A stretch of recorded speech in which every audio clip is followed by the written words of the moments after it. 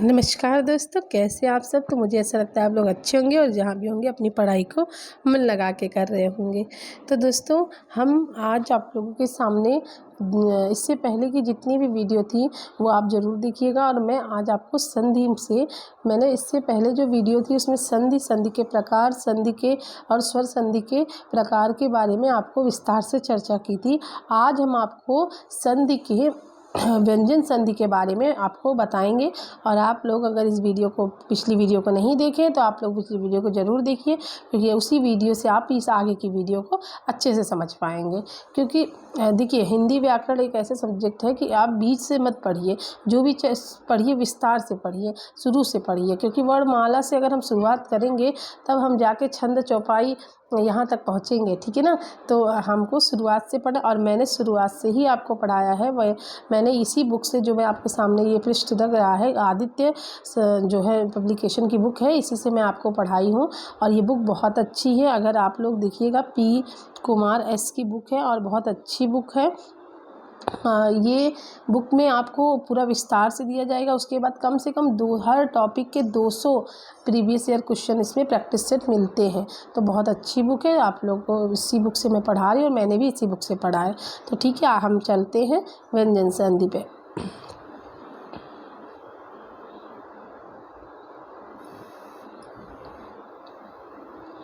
ठीक है, देखिए आप लोग, व्यंजन संधि, ठीक है। तो व्यंजन संधि क्या है? व्यंजन के बाद यदि किसी स्वर में, व्यंजन के बाद यदि किसी स्वर के आने से उस व्यंजन में जो परिवर्तन होता है वह व्यंजन संधि कहलाता है। नियम क्या बोलता है कि अगर व्यंजन के बाद यदि किसी स्वर या व्यंजन के आने से उस व्यंजन में जो परिवर्तन होता है वह व्यंजन संधि कहलाता है। जैसे पहला नियम हमारा है कि वर्ग के पहले, है ना, वर्ग के पहले वर्ण का तीसरे वर्ण में परिवर्तन। अगर वहाँ पे क है तो वहाँ पे क्या हो जाएगा? ग हो जाएगा। क्या हो जाएगा? ग। अगर च है तो ज हो जाएगा, ट है तो ड हो जाएगा, और त है तो द हो जाएगा, और प है तो ब हो जाएगा। ठीक है, यहाँ पे पहला नियम क्या है? वर्ग के पहले वर्ण का तीसरे वर्ण में परिवर्तन हो जाता है। आगे देखिए आप लोग, देखिए जैसे दिक धन अंत में क्या होगा? दिगंत। दिक धन गज, दिग्गज, है ना। देखिए ग का ग हो रहा है। वाक धन ईस, वाक धन ईस, वागीस। दिक धन विजय, दिग्विजय। अच धन अंत, अजंत। सत धन धर्म, सद्धर्म। ठीक है। दिक धन दर्शन, दिग्दर्शन। दिक धन अंबर, दिगंबर। वाक धन दत्ता, वागदत्ता। ऋग धन वेद, ऋग्वेद। सट धन दर्शन, सट दर्शन। जगत धन अम्बा, जगदम्बा। जिसमें से आप लोग देखिएगा कि सबसे इम्पोर्टेंट, ज़्यादातर पूछा जाने वाला प्रश्न क्या है? दिग्गज, सतधर्म, दिगंबर, है ना, ऋग्वेद, या फिर आपको कहे तो दिक दर्शन या सर दर्शन। ये सब बहुत ही ज़्यादा पूछे जाते हैं। और वागीस भी इम्पॉर्टेंट है। तो इनसे सब, ये सब इम्पॉर्टेंट है। ठीक है, आगे देखिए आप लोग,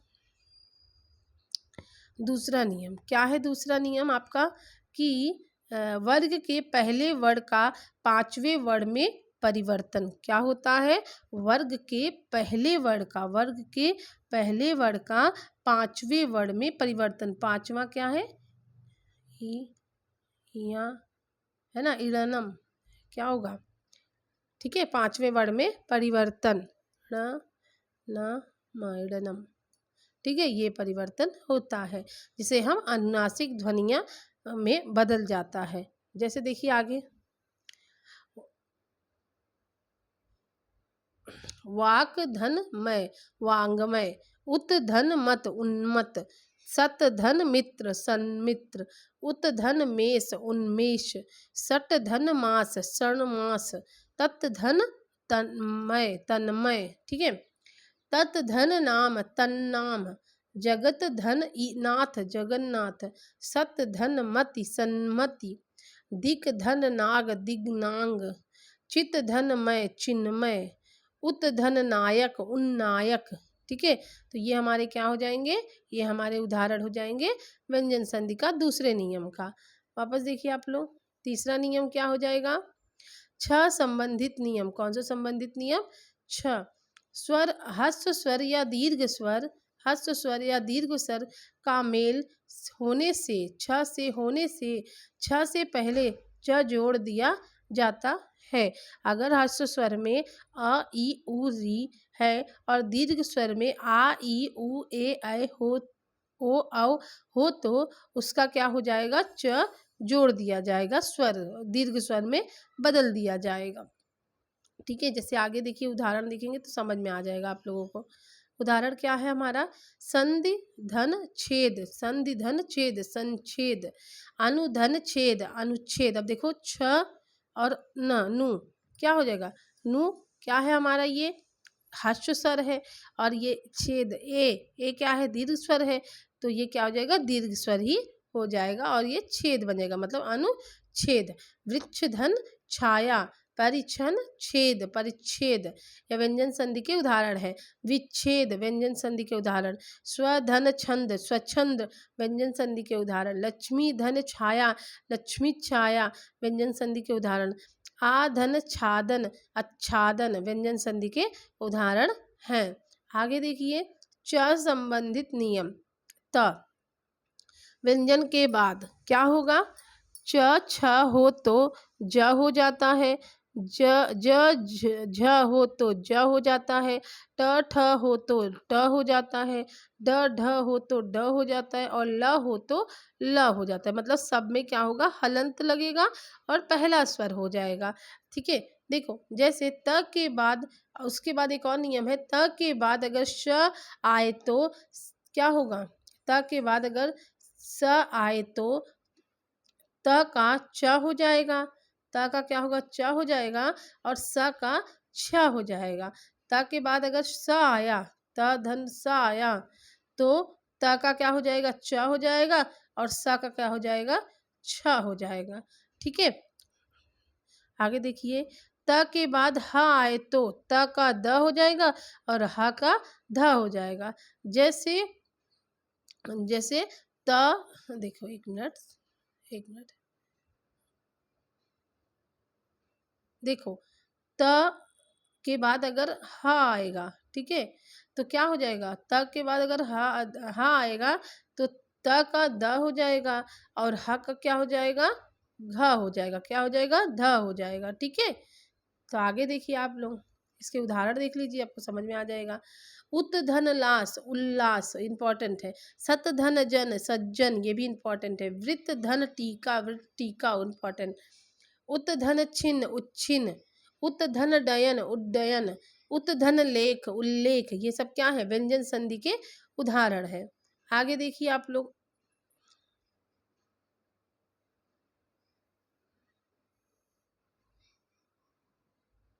देखिए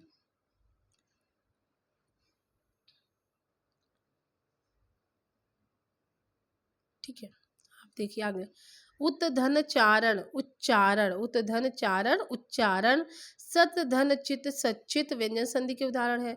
तत धन लीन तल्लीन व्यंजन संधि। उत धन शिष्ट उच्छिष्ट व्यंजन संधि। सत धन शास्त्र सश्च शास्त्र। उत धन हार उद्धार। ठीक है, और क्या है, उत धन हत उद्धित। मैं आपको वीडियो इसलिए पढ़ा रही हूँ क्योंकि मेरे को पता है आपको सब पता है, पहले से आप लोग पढ़ चुके हैं, बचपन से हम लोग यही पढ़ रहे हैं, लेकिन मैं आपको सिर्फ एक रिवीजन के लिए पढ़ा रही हूँ। अगर आपके पास टाइम नहीं है, अगर आप जॉब पे हो या फिर आप जो है हाउस वाइफ हो, तो अगर आप फिर मेरी वीडियो सुनेंगे भी तो आपको काफ़ी लाभ होगा। तो प्लीज़ अगर आप लोग को वीडियो अच्छी लगती है तो लाइक करिएगा और मेरे चैनल को ज़रूर सब्सक्राइब करिएगा। सत धन चरित सच्चरित। जगत धन छाया जगत छाया। उत धन श्वास उच्छ्वास। तत धन शिव तच्छिव। तत् धन शंकर तत्शंकर। और पद धन हति पद्धति। और उत धन हरण उद्धरण। तो व्यंजन संधि के उदाहरण कौन कौन से हैं, उच्चारण, संचित, तल्लीन, उच्चित, व्यंजन संधि के उदाहरण सच्छास्त्र, उद्धार, उद्धृत, सच्चरित, जग छाया, उच्छ्वास, तच्छिव, तच्छकर, पद्धति, उद्धृढ़ आदि क्या है व्यंजन संधि के उदाहरण हैं। आगे देखिए आप लोग, नियम क्या है पांचवा कि नियम पांचवा है कि माँ के बाद जिस वर्ण का व्यंजन आता है, माँ के बाद जिस वर्ग का व्यंजन आता है, अनुस्वार उसी वर्ग का नासिक्य, ईडनम, ठीक है, अथवा अनुस्वार बन जाता है। या तो ये बन जाएगा या तो अनुस्वार बन जाएगा, ठीक है। देखिए, माँ के बाद जिस वर्ग का माँ के बाद जिस वर्ग का व्यंजन आता है, उसी वर्ग का नासिक्य, ईडनम अथवा अनुस्वार बन जाएगा। मतलब यहाँ पे कह रहा है कि अगर माँ है और माँ के बाद, है ना, माँ के बाद कोई भी अगर किसी भी वजह से अभी ग आ गया, है ना, तो वो क्या हो जाएगा, तो वो हो जाएगा हमारा ड बन जाएगा। क्या बन जाएगा, ड बन जाएगा। अगर मान लो यहाँ पे मैंने कहा कि जैसे मैंने कहा कि जैसे च, है ना, जैसे माँ आया, माँ के बाद अगर च आ गया तो क्या बन जाएगा, वो इया बन जाएगा। क्या बन जाएगा, इया बन जाएगा। समझ में आया ना, अनुस्वार हो जाता है। ठीक है, आगे देखिए आप लोग, ध्यान देने वाली बात यह है कि शब्द के अंत में अनुस्वार सदैव म का रूप होता है। शब्द के अंत में अनुस्वार सदैव म का रूप होता है। जैसे सम को हम स की तरह लिख सकते हैं, स को हम स की तरह लिख सकते हैं, ठीक है। तो आगे देखिए, उदाहरण देखिए, अहम धनकार, अहंकार, सम धनगत, संगत, सम धन जय, संजय, ये सब व्यंजन संधि के उदाहरण है। सम धन बंध, संबंध, व्यंजन संधि उदाहरण। सम धन कीड़, संकीर्ण, व्यंजन संधि। सम धन जीवनी, संजीवनी, व्यंजन संधि। सम धन तोष, संतोष, व्यंजन संधि। सम धन घर्ष, संघर्ष, व्यंजन संधि का उदाहरण है। सम धन कल्प, संकल्प, व्यंजन संधि। सम धन संगत, संगत, व्यंजन संधि। सम धन पूर्ण, संपूर्ण, व्यंजन संधि। सम धन ध्या, संध्या, व्यंजन संधि। सम धन चित, संचित, व्यंजन संधि। सम धन चयन, संचयन, व्यंजन संधि। सम धन गत, संगत, व्यंजन संधि। परम धन तु, परंतु, व्यंजन संधि का उदाहरण है। अब आगे देखिए, माँ के बाद यदि, माँ के बाद यदि य र ल व स क्ष ह व्यंजन हो तो म का अनुस्वार हो जाता है। अगर इसके बाद व्यंजन हो तो म का क्या हो जाएगा, अनुस्वार हो जाता है। तो देखिए कैसे होता है आगे, सम धनहार, सम धनहार, देखो माँ है ना, हार, तो ये क्या हो जाएगा, संहार। सम धन लग्न, संलग्न, ठीक है। सम धन वर्धन, संवर्धन। सम धन यम, संयम, ये व्यंजन संधि के उदाहरण है। सम धन वहन, संवहन, व्यंजन संधि। उसके बाद सम धन युक्त, संयुक्त, व्यंजन संधि। सम धन रक्षक, संरक्षक, व्यंजन संधि। सम धन सय, संशय, व्यंजन संधि। सम धन योग, संयोग, व्यंजन संधि। सम धन वत, संवत, व्यंजन संधि। सम धन रक्षा, संरक्षा, व्यंजन संधि। सम धन रक्षण, संरक्षण, व्यंजन संधि। सम धन विधान, संविधान, व्यंजन संधि। सम धन समर्पण, समर्पण, व्यंजन संधि का उदाहरण है। उसके बाद देखिए इसमें क्या है कि माँ से परे यदि माँ वर्ण आए तो माँ का द्वित्व हो जाता है। अगर माँ के बाद माँ आए तो उसका द्वित्व वर्ण हो जाता है, ठीक है। देखिए कौन कौन सा, जैसे सम धन मान, सम्मान, है ना, द्वित्व वर्ण आया ना। सम धन मिश्रण, सम्मिश्रण, ये व्यंजन संधि के उदाहरण है। सम धन मिलित, सम्मिलित, व्यंजन संधि का उदाहरण। सम धन मोहन, सम्मोहन, व्यंजन संधि के उदाहरण। सम धन मानित, सम्मानित, व्यंजन संधि के उदाहरण। सम धन मति, सम्मानित, सम्मति, सम्मति क्या होगा, व्यंजन संधि का उदाहरण होता है। आगे देखिए प्रश्न नंबर नियम नंबर 6 देखिए।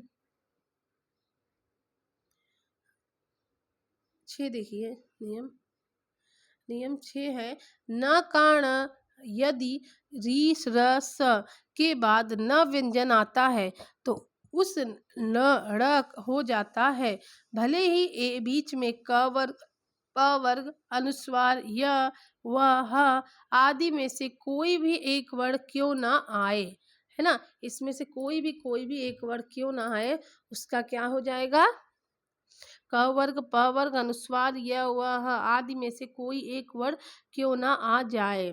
ठीक है, ध्यान दें, मतलब इसमें देखिए आप दूसरे पे न का ड़ यदि री और र और स के बाद ना आए, इसके बाद किसके, री के बाद ना आए या र के बाद ना आए या फिर स के बाद ना आए, है ना। किसी के बाद भी अगर ना व्यंजन आता है तो उसका क्या हो जाएगा, ड़ हो जाएगा। क्या हो जाएगा, ड़। अगर री, एक मिनट,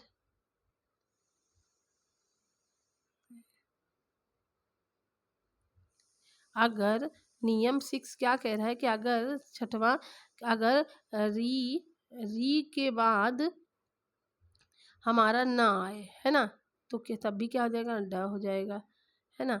अगर र के बाद भी ना आए तो हमारा क्या हो जाएगा, ड हो जाएगा, है ना।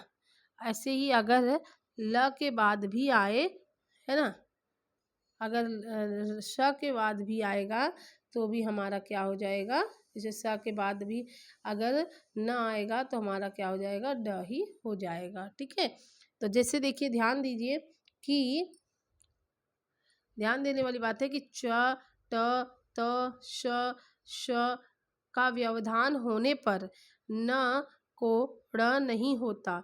च ट त स और श का व्यवधान अगर होगा तो न का ड नहीं होगा। ठीक है, सिर्फ किसमें होगा, इसमें री र श में। और यहाँ पे देखिए च वर्ग का पूरा उसमें भी नहीं होगा, ट वर्ग में भी न ड़ नहीं होगा, त वर्ग में भी नहीं होगा। ठीक है, जैसे यथा, जैसे अर्जुन, दुर्जन, अर्जुन, दर्जन, सरसना, अर्चना आदि। आगे देखिए हमारा उदाहरण नियम नंबर 6 का, परिधन मान परिमाण, कृष धन न कृष्ण, परिधन नाम परिणाम, शोष धन अन शोषण, विश्व धन अन विष्णु, तृष न तृष्णा, भूष धन अन भूषण, री धन न रीढ़, भर धन न भरण, किम धन तु किंतु, है ना। ये सब हमारे किसमें के उदाहरण है, ये उदाहरण है हमारे जो है व्यंजन संधि के। 7वां क्या नियम है, यदि स का श, यदि स व्यंजन से पहले आ से भिन्न कोई भी स्वर आता है तो स का श हो जाता है। जैसे विषम, है ना, तो क्या होगा, यहाँ पे इसके पहले क्या था, कौन सी मात्रा आई है, आ से भिन्न कोई भी स्वर आता है, मतलब यहाँ पे ई आया है ना, तो उसका क्या हो जाएगा, स का ये वाला श हो जाएगा। कौन सा सा हो जाएगा, कटकोड़वा सा। ठीक है, अब आगे देखिए, इसका उदाहरण देख लीजिए आप लोग। अभिधन से के अभिषेक, निधन सेद निषेध, विधन सम विषम, निधन सिद्ध निषिद्ध, सुधन सुप्ति सुसुप्ति, अभिधन सिक्त अभिषिक्त, अनुधन संगी अनुसंगिक, सुधन समा सुषमा आदि उदाहरण क्या हो जाएंगे, व्यंजन संधि के उदाहरण हो जाएंगे। तो आज हम व्यंजन संधि को पढ़ चुके हैं। अगर वीडियो समझ में आ रही है तो प्लीज़ मुझे आप ज़रूर कमेंट करिएगा, क्योंकि जितने भी हिंदी में एग्ज़ाम होते हैं उसमें संधि सबसे महत्वपूर्ण टॉपिक है। अगर आपको नहीं समझ में आएगा, कम से कम 1 बार से 2 बार मेरी वीडियो देखिएगा, क्योंकि एक बार में अगर नहीं समझ में आए तो कम से कम 2 बार तो मेरी वीडियो ज़रूर देखिएगा। और अगर आपको मेरी वीडियो अच्छी लगती है तो प्लीज़ मुझे लाइक करिएगा और कमेंट करिएगा और सब्सक्राइब तो ज़रूर करिएगा। तो आपको कैसी लगी मेरी क्लास ज़रूर बताइएगा। आज इतना ही, कल मिलेंगे। धन्यवाद।